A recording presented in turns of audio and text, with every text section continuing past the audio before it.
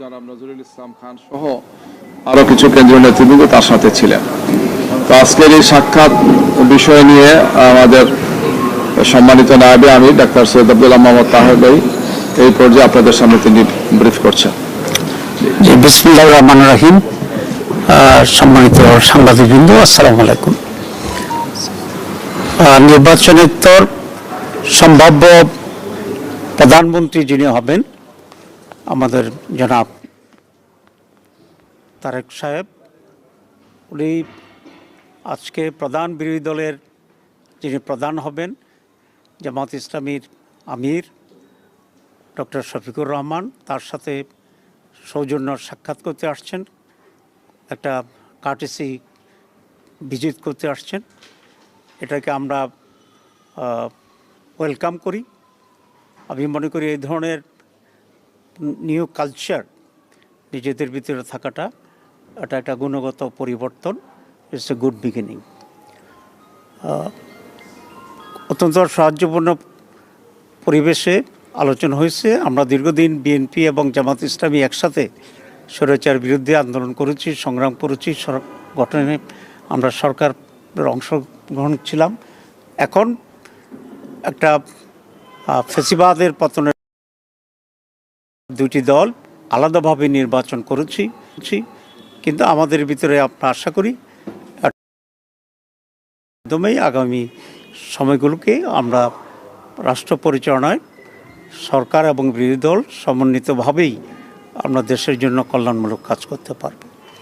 আমরা এই ব্যাপারে একমত হয়েছি যে সকলে মিলে একসাথেই একটা কনস্ট্রাকটিভ ফিউচার আমরা গ্রহণ করতে পারবো, একটি নতুন বাংলাদেশ আমরা গঠন করতে পারবো। মৌলিকভাবে আমরা এই আলোচনা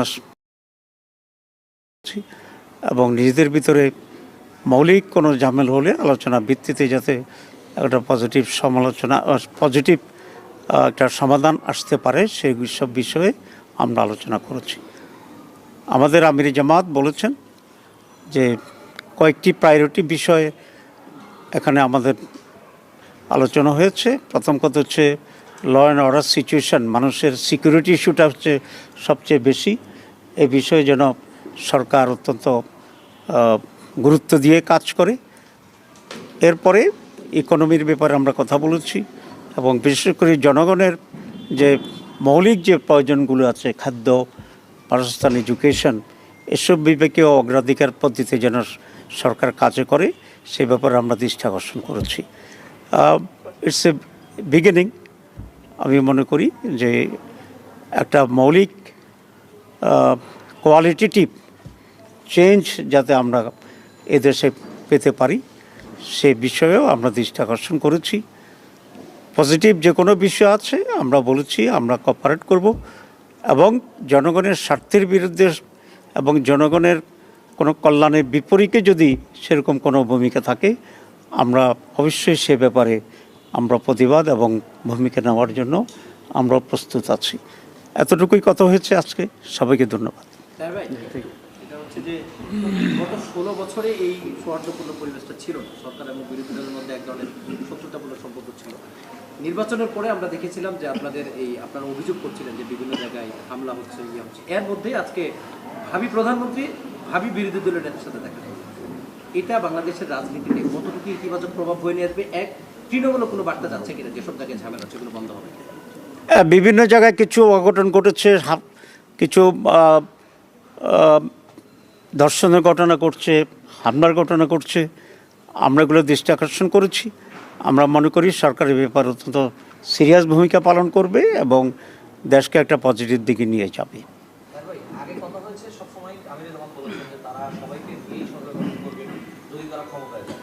আপনারা আসলে বরাবরই বলছেন যে জুলাই শক্তিগুলো এক থাকতে হবে যে কোনো মূল্যে, জানা হলে আওয়ামী লীগ বা ফ্যাসিবাদ ফিরে আসার একটা পসিবিলিটি আছে। সেক্ষেত্রে জাতীয় সরকার হবে অথবা এরকম কোনো পসিবিলিটি আছে কিনা সে ব্যাপারে দুই নেতার মধ্যে কোনো কথা হয়েছে কিনা, একসঙ্গে থেকে যাতে চলা যায় সেই আগের মতো বিরোধী দল না হয়? না, এখানে জামাত ইসলামী কোনো জাতীয় সরকারে অংশগ্রহণ করবে না। জামাত ইসলামী এখানে একজন কনস্ট্রাকটিভ শক্তিশালী একটি